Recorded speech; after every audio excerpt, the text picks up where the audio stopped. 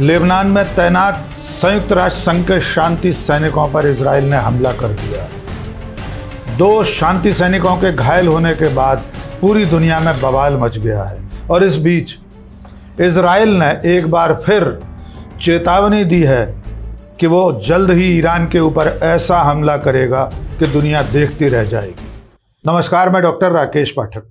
Middle east में चल रहा तनाव कम होने का नाम नहीं ले रहा है, इसके उलट तनाव बढ़ता जा रहा है और अब इजराइल ने एक ऐसी हरकत कर दी है जिसको लेकर पूरी दुनिया में उसकी कड़ी आलोचना हो रही है। शुक्रवार को इजराइल के टैंकों ने दक्षिणी लेबनान में एक ऐसे ठिकाने पर बम बरसाए हमला किया जहां पर संयुक्त राष्ट्र संघ की शांति सेना काम कर रही थी। लेबनान में 1978 से United Nations interim force in Lebanon नाम से UNIFL नाम से सेना तैनात है। संयुक्त राष्ट्र की सेना में दुनिया भर के 50 देशों के 10,000 सैनिक काम कर रहे हैं, जिसमें भारत की सेना के लोग भी हैं।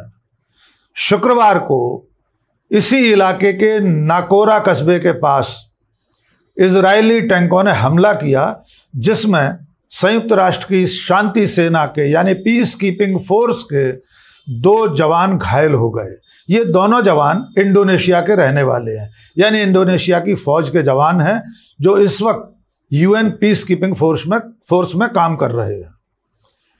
इस घटना को लेकर यह बताया जा रहा है कि जिस इलाके में इजराइल ने यह हमला किया है वो पूरा इलाका संयुक्त राष्ट्र के शांति सैनिकों का ठिकाना है। वहाँ की इमारतों पर, वहाँ के तमाम सारे क्षेत्र में संयुक्त राष्ट्र का झंडा भी लहराता रहता है।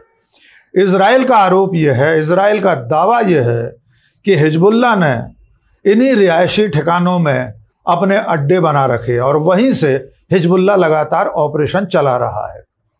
इसलिए इजराइल ने इन ठिकानों पर हमला किया, जिसमें संयुक्त राष्ट्र के शांति सैनिक भी घायल हो गए हैं। इजराइल का दावा है कि वो लगातार लंबे समय से ये चेतावनी दे रहा था कि संयुक्त राष्ट्र के सैनिक वहाँ से हट जाएं, क्योंकि हिजबुल्लाह ने भी उसके आसपास ठिकाना बना रखा है। लेकिन संयुक्त राष्ट्र संघ का कहना यह था, वो जो पीस कीपिंग फोर्स वहाँ तैनात हैं, उनका कहना यह था कि वे जब तक संयुक्त राष्ट्र सुरक्षा परिषद का कोई निर्देश नहीं मिलेगा वहाँ से नहीं हटेंगे। वे संयुक्त राष्ट्र संघ के झंडे के तले अपना काम करते रहेंगे। इसके बावजूद इजराइल ने उस इलाके पर हमला कर दिया, जिसमें 2 शांति सैनिक घायल हो गए हैं। इस घटनाक्रम को लेकर संयुक्त राष्ट्र संघ से लेकर दुनिया भर के देशों की तीखी प्रतिक्रिया सामने आई है। संयुक्त राष्ट्र संघ के अंडर सेक्रेटरी जनरल जेन पेरी ने कहा है कि ये भयंकर और ख़तरनाक घटना है। जो ब्लू लाइन है, यानी लेबनान और इजराइल के बीच की एक रेखा है, उस पर इस तरह से संयुक्त राष्ट्र संघ के शांति सैनिकों पर हमला अंतर्राष्ट्रीय मानवाधिकार कानूनों का भी उल्लंघन है। इसके अलावा संयुक्त राष्ट्र के प्रवक्ता एड्रिया टेनेटी ने भी कहा है, अगर हालात असंभव होते गए, यानी यूनाइटेड नेशंस को वहाँ काम करना असंभव होता गया, तो संयुक्त राष्ट्र सुरक्षा परिषद को, सिक्योरिटी काउंसिल को ये तय करना होगा कि आइंदा संयुक्त राष्ट्र के शांति सैनिक किस तरह काम करें, किस तरफ आगे बढ़ें। इस बीच में दुनिया के तमाम देशों से जो प्रतिक्रिया आई है वो इजराइल के लिए सबक सिखाने वाली है। सारे देशों ने इजराइल के इस हमले को, जिसमें संयुक्त राष्ट्र के शांति सैनिक घायल हुए हैं, उसकी कड़ी निंदा की है। निंदा करने वाले देशों में सबसे पहला देश तो इंडोनेशिया ही है, जिसके 1,500 से ज़्यादा सैनिक लेबनान में शांति सैनिक के रूप में काम कर रहे हैं। इंडोनेशिया ने भी कहा है कि अंतर्राष्ट्रीय मानवाधिकार कानूनों का उल्लंघन है। इंडोनेशिया ने कहा है कि संयुक्त राष्ट्र संघ की शांति सेना किसी भी क्षेत्र में शांति की बहाली के लिए काम करती है, उस पर हमला होना अंतर्राष्ट्रीय मानवाधिकार कानूनों का उल्लंघन है। इसके अलावा भी Italy, Spain, Ireland, Bharat, France, Turkey, तमाम देशों ने इजराइल की इस कार्रवाई की आलोचना की है। लेकिन इजराइल की पीठ पर हाथ रखने वाले अमेरिका ने इस पर बहुत सधी हुई प्रतिक्रिया दी है। उसने लीपापोती करते हुए इजराइल की कार्रवाइयों का समर्थन किया है, लेकिन ये कहा है कि उसे इस तरह की कार्रवाई करना चाहिए जिसमें संयुक्त राष्ट्र की शांति सेना के लोग चपेट में न आएं। यानी अमेरिका ने सीधे सीधे इजराइल के हमले में यूनाइटेड नेशंस के सैनिकों के घायल होने की निंदा और आलोचना नहीं की है। भारत ने भी बहुत सधी हुई प्रतिक्रिया दी है। भारत के विदेश मंत्रालय ने कहा है कि दो देशों के बीच संघर्ष के समय ऐसा नहीं होना चाहिए कि संयुक्त राष्ट्र के शांति सैनिकों पर किसी तरह की चोट पहुँचे। उनकी पवित्रता की रक्षा होनी चाहिए।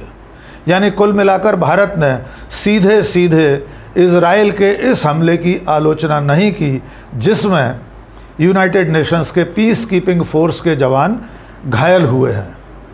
उधर लंबे इंतजार के बाद ऐसा लगने लगा है कि ईरान पर हमले का दिन पास आता जा रहा है।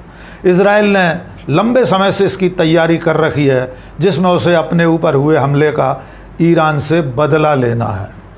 इस दौरान आप सब जानते हैं कि वो दो बड़े हिजबुल्लाह नेताओं को मार चुका है जिसमें हसन नसरुल्लाह और इस्माइल हानिया के नाम शामिल हैं। इजराइल के रक्षा मंत्री योआन गैलेंट ने कहा है कि अब ईरान पर ऐसा हमला होगा कि दुनिया देखती रह जाएगी। ईरान पर औचक हमला होगा, कहाँ होगा, किस वक्त होगा, ये कोई नहीं जान पाएगा। दुनिया तब जानेगी जब हमला हो चुका होगा और उसके नतीजे सामने आएंगे। ईरान की कमर तोड़ दी जाएगी। ऐसे हमले की तैयारी इजराइल कर रहा है और इजराइल के रक्षा मंत्री के खुले ऐलान के साथ साथ वहाँ के प्रधानमंत्री बेंजामिन नेतन्याहू भी बार बार इस बात को दोहरा रहे हैं कि ईरान को बख्शा नहीं जाएगा, उससे बदला ज़रूर लिया जाएगा। अब इजराइल ईरान के तेल ठिकानों के साथ साथ परमाणु ठिकानों पर हमले की भी तैयारी कर रहा है। आपको याद होगा, हमने आपको पिछले वीडियो में बताया था कि इजराइल के दो भूतपूर्व प्रधानमंत्री और अमेरिका के भूतपूर्व राष्ट्रपति डोनाल्ड ट्रंप इजराइल को इस बात के लिए लगातार उकसा रहे हैं कि वो ईरान के परमाणु ठिकानों पर हमला कर दे। और जैसे जैसे दिन बीतते जा रहे हैं इस बात का ख़तरा बढ़ता जा रहा है कि इजराइल ईरान के तेल ठिकानों के साथ साथ उसके परमाणु ठिकानों पर भी हमला कर सकता है। मिडिल ईस्ट के संकट में एक और अहम मोड़ आया है। सऊदी अरब ने कहा है कि इजराइल के साथ तब तक किसी तरह की कोई बातचीत नहीं होगी जब तक कि वो इस इलाके में शांति की पहल नहीं करता, जब तक कि वो बातचीत के रास्ते नहीं खोलता।